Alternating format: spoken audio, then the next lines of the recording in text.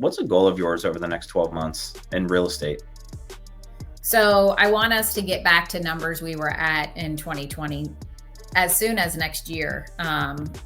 I've really, taken the coaching full speed ahead, doing the business planning classes.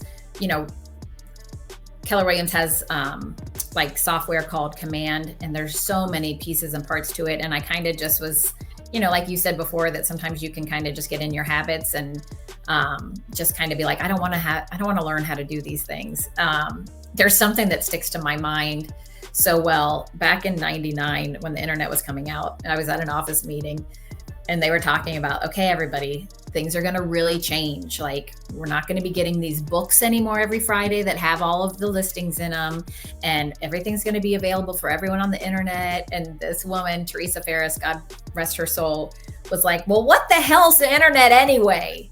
Is it really going to stick around? And I just remember, and here I am, like a young pup, and I'm like, oh, for heaven's sakes, like, seriously, like, yes, it's going to be around. And now I catch myself at times when people are like, you really should do a video. I'm like, I am never doing a video. I'm like, don't be like Teresa Ferris was in that meeting. And so that's my catch to myself when I'm like too scared to do anything. Like your invitation, when you reached out about this, that, honest to God, John, if you would have asked me like 2 months ago, I would have been like, no, thanks. But I'm like, you got to start doing things that make you a little bit uncomfortable and just experiencing it, Yeah. So I mean, I have pretty big goals for us next year.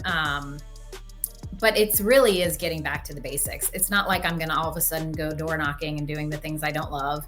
Mm-hmm. I am going to have to expand myself, a little bit in regards to all the comfort levels I've made for myself, which is fine. That's how we become better people. And, one of the first things Gary Keller always says is to get your calendar and fill it out and put all your times out that you're going to be off first. And he has a rule of thumb, which there's numbers to it, can't remember it, but basically every week you should take 1 day off. Every month you should have a 3-day weekend. Every quarter you should have a 7-day vacation. Now that sounds like a ton. I've never probably done that in my life. Yeah. But if you actually calculate that out of 365, it's still more than the person that's working 40 days a week. It's still more hours than that. So I'm trying to do that. Like, I've never taken a day.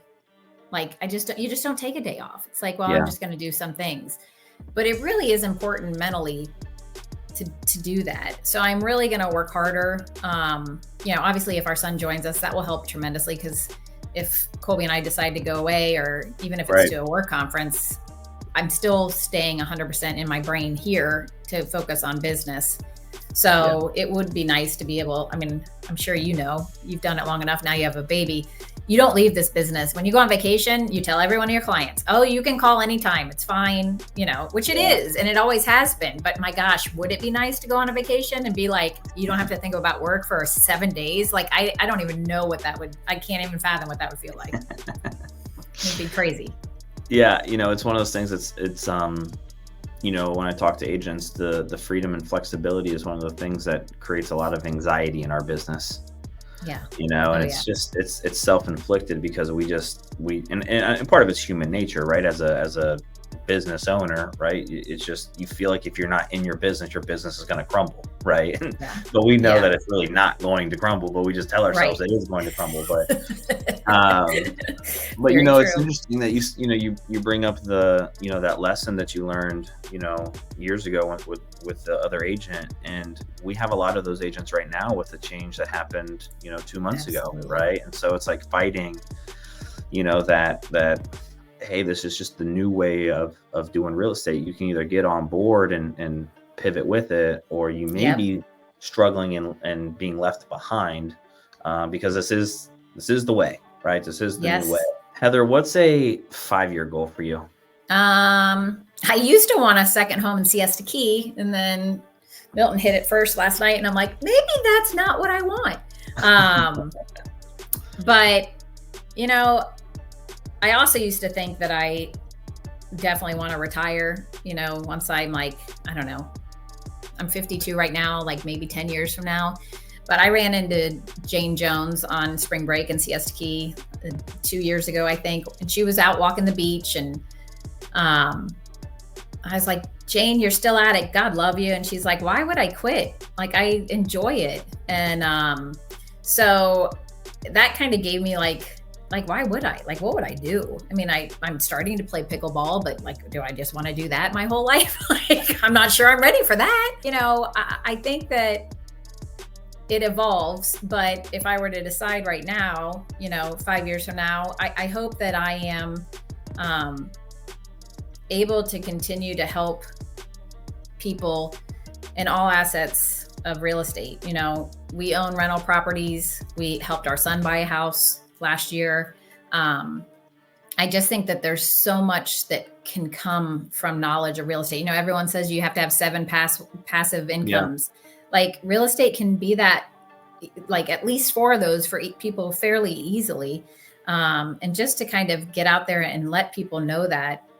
And it's crazy. Like, people will meet with financial planners every year, yet they have no idea what their asset is worth in their home. And it's like, I want to be able to bring value. I know that word's been used a lot, like with the whole new NIR thing, but I just think that we do offer so much for the people. We really can.